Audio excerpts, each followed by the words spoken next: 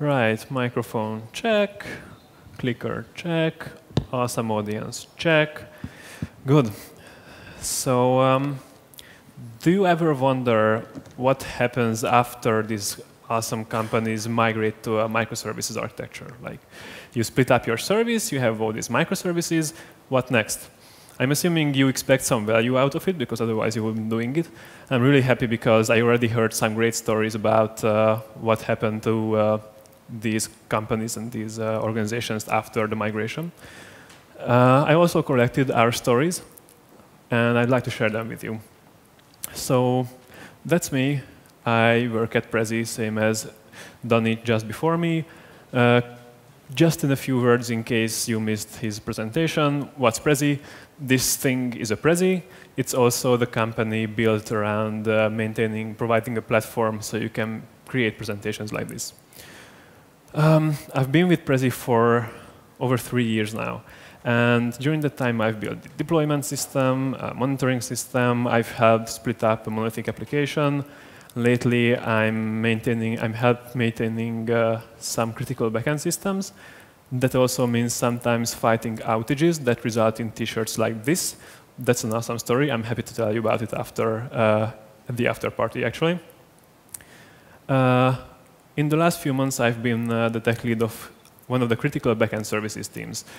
These teams are responsible for making sure that basically presentations work. So if for some reason I couldn't present right now, there's a good chance that one of these teams would be involved in fixing that situation.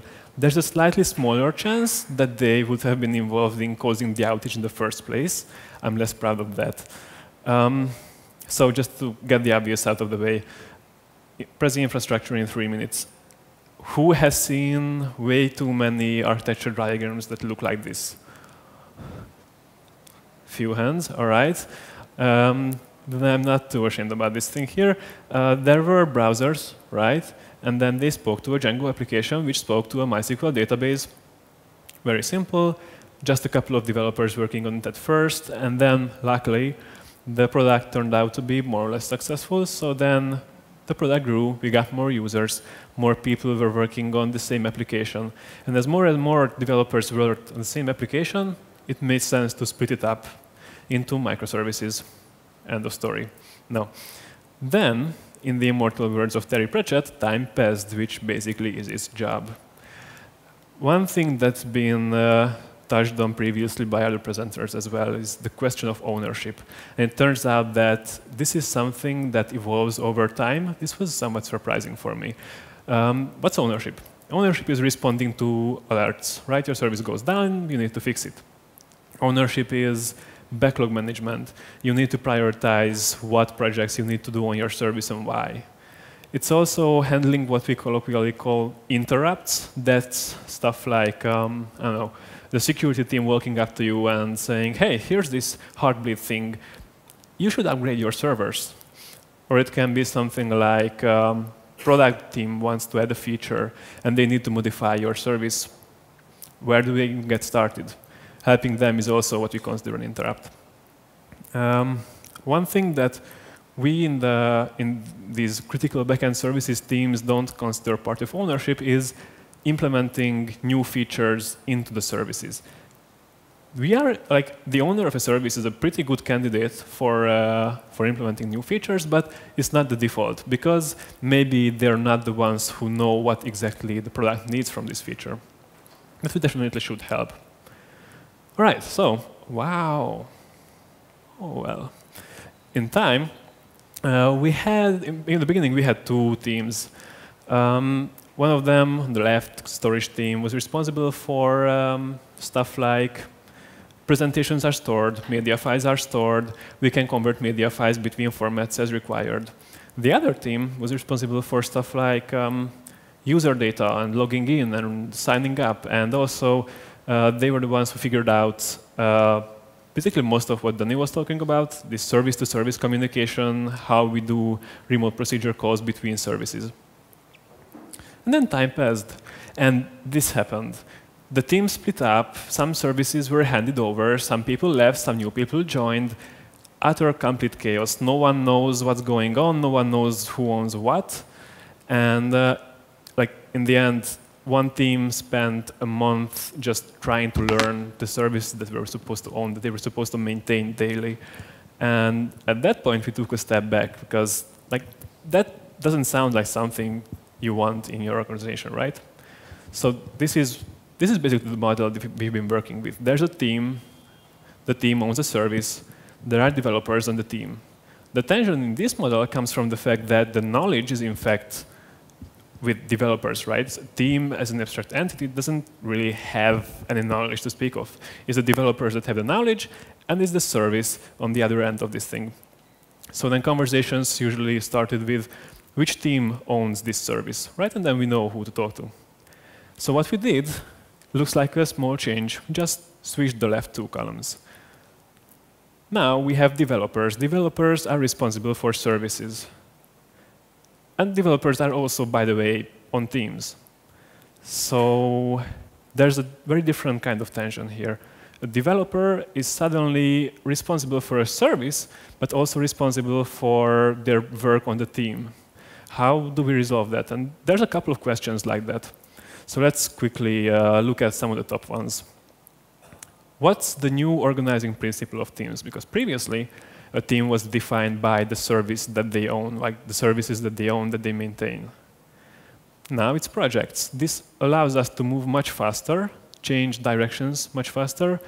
Actually, there used to be this bias that the teams mostly picked projects that were directly associated with the services that they owned. We don't have that bias anymore. We can pick whichever project seems to have the biggest impact at the time. And then how do you optimize on-call rotations? This is a bit ugly, because previously what we had was there's a team, the team owns the services, people on the team can be put in this nice rotation, that's the rotation for all the services, end of story, clean, easy. But now, this graph here, which graph? This graph. This graph here, it's very complicated, right? There's all these crosses, and you need to figure out who is on call when. And it turns out that this is very similar to another problem that's NP hard. It's called the nurse scheduling problem. It's very interesting if you want to look it up. There's actually an online running competition right now where you can send in solutions. The problem there has bit more dimensions, goes something like you have a hospital, and there are nurses who work at that hospital. The hospital has wings, and there are some hard requirements, like there must always be someone staffing each wing. And there's other kinds of hard requirements, like nurses can work at most 2 shifts out of 3 consecutive shifts. And then other soft requirements, like nurses should be able to take vacations. This problem that we've introduced for ourselves, this on-call rotation, is almost the same in complexity. What we did was just basically we sat down with a spreadsheet and tried to get it in a sort of OK shape manually, and it kind of worked. That's not something I would say I'm proud of. It's a solution. So this is, I guess, the big one. Like as a developer in this new model, how do you balance having to respond to, I don't know, feature request for a service and this project that you're supposed to be working on in your team? And I believe that this is actually one of the core issues here. The team, for this model to work, I think that the teams and the owners need to be aligned. So this whole thing can only work if that what's good for the teams is what's good for the service owners. And what's good for the service owners is also good for the teams. In our case, availability goes up. That's good for both parties involved. And finally, how do we now assign service-specific projects to teams, right? Because previously, the team was the owner of a service.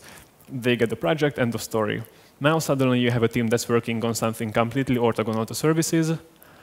We don't have a set process around this. It is something to keep an eye on. What usually happens is it's always clear who needs to take on each project, or someone just steps up. If you have an important project that's just lying around, no one's doing it, that's a problem, then this is something that needs to be looked at. Okay, so Effect of time, number 1, ownership. Number 2, there's people coming to the company all the time. You're growing. We went from, in 2.5 years, I guess, we went from maybe 50 people to 250. I'd like you to meet Yuri. Yuri here is an engineer at Prezi. And he and his team, they built a service that indexed the contents of presentations. So we can make recommendations, all kinds of fun stuff. But to do this, he started downloading the contents of all the presentations that have ever been created. I'm not supposed to tell you how many that is. It's a lot. What happened was, after a while, we got this email, I guess. Yeah, I'm going to read some of that. It says, this email is from Amazon. It says, although S3 can scale out to many thousands of TPS, it requires some preparation for these types of workloads. Whoa, what? So, like, you're saying that, like, this guy, he caused the scaling, well, situation for Amazon? All right, OK. Then they go on to say that our keys are named according to their suggestions, which is great. They're still going to need to throttle us for a while until they partition our S3 buckets. In the meanwhile, maybe we could, like, limit ourselves a bit in the number of requests we make. The response of our head of infrastructure at the time was, by the way, congrats, which is priceless. So challenge then is for service owners survive this, right? So there's developers, and they're building services that cause scaling situations. I don't want to say scaling problems for Amazon because like this is not really a problem for them, but it's something they have to pay attention to, right? And that's a guy that's working at our company. He has direct access to all our systems. He's going to use our APIs. What do we do? One approach is to put the responsibility on the clients. How does that make sense? It does not really, but it's an idea. Think about it. We're sitting across a desk, right? Yuri is sitting like 2 meters from me. Hey, Yuri, can you please not overload my service? Yeah, sure, I can do that. That's easy. But as the company is growing, there's like maybe 5 other Yuris in the company. And they maybe even don't know about each other, right? That was one of the effects of growing. So if they don't know about each other, and they all create these perfect clients that can't on their own overload the service, together they still can kill us. What then? Do we create some load check API so that the clients are supposed to check that, and then we can do client-side rate limiting based on that? Sounds like a fun project, but the ops guy in me says, no, that's a very bad idea. Forget that right away. There's also public APIs. This doesn't apply to public APIs at all. You can control third-party clients. So one conclusion from this is that in the end, if you own a service, ultimately you are responsible for its uptime. It doesn't really make sense to push this responsibility onto a client. Good. Another solution. Prepackaged client libraries. We can provide prepackaged client libraries to client developers, right? Yes, we can. Except if you like Wunderlist and you have, say, 50 services, or if you like Allegro and you have 500 services, and you have clients for Windows and OS X and iOS and Android and Linux, that's like 1,200 client libraries. I do not want to maintain that. That's also something we didn't want to do. Maybe you're thinking this could work for you. Maybe you have just a couple of services, just on a couple of platforms. Why not, right? Well, here's a story about why that might be a bad idea. Something strange is going on. Anyway, this is a bird's eye view of what our RPC stack looks like. There's a service on the left, there's a service on the right. In the middle, there's a component called Alpha Relay. It's very similar to what Netflix released called Sidecar. It sits in between 2 services that don't live on the JVM, and it takes care of service discovery, retries, timeouts, client-side load balancing, all that jazz. Very, very useful, especially since most of our services are in Python, and, excuse me, on Python, timeouts are painful. So we have this setup. And then one of the big things is timeouts, right? So let's do timeouts. If one request takes more than 5 seconds, we should fail that. We should time it out. Good, makes sense. Let's move on. If a call from Alpha Relay to a backend service takes more than, say, 300 milliseconds, so like this was for one specific request, we knew that's always completed in like 50 milliseconds. So if it does go over 300 milliseconds, it makes sense to say that this is a timeout. We can now retry. 300 milliseconds pass, timeout. Are we still within 5 seconds? Yes, retry. Another 300 milliseconds pass because the backend service is having problems. Are we still within 5 seconds? Yes, retry. Any idea where this is going? No. We are still within 5 seconds. Retry, some more. That was maybe 10 requests that went to the backend server for one request from the client. Now, the client doesn't make one request, right? It's serving requests, incoming requests all the time. What happens is within seconds, we've completely overloaded the backend server. And we are not serving any traffic anymore, not for our service, not through RPC, not for users. What users see from this is a big, big white page in their browser. Not good. Conclusion about this is don't trust anything. Don't trust your client. Don't trust your RPC middleware. Especially don't trust yourself. Don't trust the guy sitting across from you. This has been said many times, I'm going to say it again. We should aim to build systems that survive no matter what mistakes we make. That's the only way we can make sure that when we mess up, like it's not an if, when we mess up, our systems will still survive. This was really underlined when I had this opportunity to visit a research nuclear reactor. And what it really stood out for me was just the number and redundancy of security systems they have in place. Each operation is performed by at least 2 processors simultaneously. And they have these emergency control rods. If something goes wrong, they can just drop these rods into the reactor core, stop the reaction right away, make sure that nothing critical happens. Maybe you won't have electricity to heat up your pizza, but you will not blow up, which is a plus. So what these processors do is, if they recognize that they've come to a different conclusion about some decision, they just drop these emergency rods into the reactor core, stopping any reaction, making sure nothing bad happens.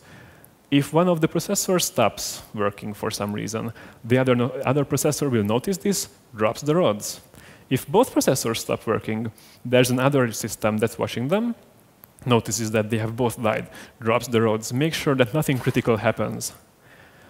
Now, why is this interesting for us? In web operations, we also have critical systems, right? Very different kind of criticality. So if a nuclear reactor goes critical, your country and a few of its neighbors are toast. If your web service goes critical, you maybe can share cat pictures. No, okay, so let me put it another way. I will be able to present, for example. That's embarrassing, right? Still not the same level as blowing up a couple of countries. So another factor here is you build a nuclear reactor once, and it works for decades. And it doesn't go from generating electricity for 50 people to 50 million. While if you're lucky, your web service will go from serving 50 users to 50 million. And you're going to be adding new features, constantly working on it, iterating it, changing everything under the hood. That's not something you need to do to nuclear reactors, right? So the point here is we should spend a reasonable amount of effort on making sure that the services are available. What's reasonable? Depends on your use case. Maybe it makes sense for you to spend 16 engineering months on going from 7 nines to 8 nines. Maybe it doesn't. That's up for you to know. But if we're talking about impact, it makes sense to measure impact, measure the impact of outages. For us, One way of measuring that was MTTR, which is mean time to recovery. And we put a little twist on this. We weighed this by the percentage of users affected by the outage. So if we have a 100-minute outage and just 1% of the users are affected, that's a much less serious outage than if all the users were affected the whole time. This lets us choose where to focus our efforts better. OK, so that was a whole lot about availability. We took a pretty deep dive in the things we've learned since we started down the road of microservices. Taking a step back, there's this whole company working on other features. We're working on availability, yay for us. Other feature teams are working on other features. If you want, you can think of availability as a feature. Then we're a feature team working on availability. There's other feature teams. They are not working on availability. We are also not working on their features. Kind of trivial so far. But where this is headed is maybe we should be watching for each other's features, each other's changes more closely. For example, if someone wants to build a new service, that's something we want, right? I mean, that's why we started this whole service-oriented thing. We want people to build services. We want people to create new services for their own needs so that they can build their own features on top of them. That's where this whole service-oriented thing is heading. Great, except if all we do is what I spoke about up to now, which was making our services highly available, making sure our services survive mistakes, then we don't really have a good answer when developer walks up and says, hey, I want to build an image recommendation service. Where do I start? I don't know. Go to Amazon for a few years, be a system operator there, learn everything they know, and then you'll know where to start. Yes, very safe response, doesn't really scale, doesn't let us hit business goals at all. So what we want to be aiming at, this is, by the way, very much in line with, well, one specific interpretation of DevOps, is let's create instead tools and share knowledge that will let other teams build services that are available to some reasonable standard. Maybe not all services need 7 nines of availability. Maybe we can provide tooling so that other teams can create services that reach the availability they'll need. So then the conversation goes something like, just deploy your service like this. You can add monitoring like that. You can later add rate limiting and auto-scaling like that. Here, have some documentation. That documentation part, that's actually pretty important. And to be honest, we are not really great at it. And when I say not really great, I mean terribly, terribly bad. But we've seen that when we get it right, it has a huge positive impact. Right. Come on. I don't like you now. So this is the part where I'm fighting the presentation software. Just for a second. We'll be right down. You didn't see anything. Didn't see all that. OK, this is where we want to be. One idea was rate limiting.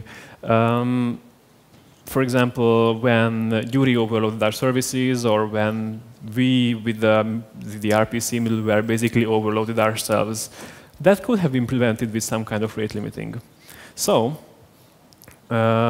we've open sourced this rate limiter project. And I'd like to show you how these concepts I spoke about previously crystallize very nicely in the design of this project. Requirements first. Don't trust anything, as we've learned from the example of not blowing up nuclear reactors. Provide tools for other developers. The problem here is it's not enough to provide tools. The tools need to be simple to use. If you create a tool for auto-scaling and it takes 5 months to learn how to operate it, you're not really better off than sending off each developer on operations training. We want to survive overloads, obviously. That's why we're building a rate limiter. And we want to prioritize users. So when Yuri starts indexing presentation content, and he would otherwise overload our services, we still want to be able to serve requests that come from users, from their browsers. The primary goal is that they can present, right? So with that in mind, let's look at what these overloads generally look like. There's a service. It gets some requests. So many requests that it's overloaded. OK, let's stick a rate limiter in front of it. It rejects some requests, problem solved, right? We can survive an overload. Awesome. Except, in reality, infrastructures don't really look like this. It's more something like this. There's a load balancer in there somewhere, and there's a couple of other servers running the same service. So you can either put a rate limiter on each node running your service, or you could do rate limiting on the load balancer or somewhere near the load balancer. We consider that, and it turns out that to do that right, you need to have shared state between your rate limiter instances. It turns out that's not something very simple. So since we want to keep things simple, we decided that we're just going to run a rate limiter on each node. Good. 2 out of 5 so far. Moving on. Trust nothing is also very closely connected to this, because if you have requests coming from anywhere to your service, then the last point where you can stop offending requests is on the server itself. If you put rate limiting anywhere that if you put rate limiting on, for example, your load balancer, then maybe some people can still connect directly to your server. Maybe they can still get around your rate limiter. So in the spirit of trusting nothing, we need to make sure that to the outside world, the service itself is not actually accessible, only the rate limiter itself. And then when Yuri starts indexing stuff, what happens then? So far, the only thing we did was basically reject maybe 20% of incoming requests in a bad day. This doesn't really help us serve users when we start creating indexes of presentation data. So to that end, what we did was we created basically buckets inside the rate limiter. For each request, there's logic to decide. You can think of them as regular expressions that decide which bucket a given request falls into. And you can define rate limiting rules separately for each bucket. So for example, I might say something like, I want to serve all the requests ever coming from users, but only up to 5 concurrent requests coming from the indexer service. If that's a given, then suddenly we have the ability to both survive overloads and at the same time make sure that we always serve users. And the last step that's still missing is provide tools. So far, right, I even said we can configure the rate limiter, right? How do I do that? At this point, it could be even recompiling the rate limiter. That's not really a very good tool. So what we do instead is make the rate limiter send a GET request every few minutes to our service to a specified endpoint. That endpoint is supposed to return a JSON that describes the bucket, the rate limiting rules, bucket selection rules for the rate limiter to use. So now, if a developer wants to add the rate limiting to their service, or actually, since this is open source, if you want to add the rate limiting to your service, then you can just implement this endpoint that returns specific kind of JSON, plug the rate limiter in front of the service, that's it. You're good to go. So, in conclusion, we saw a couple of concepts that we've learned during our microservices journey. And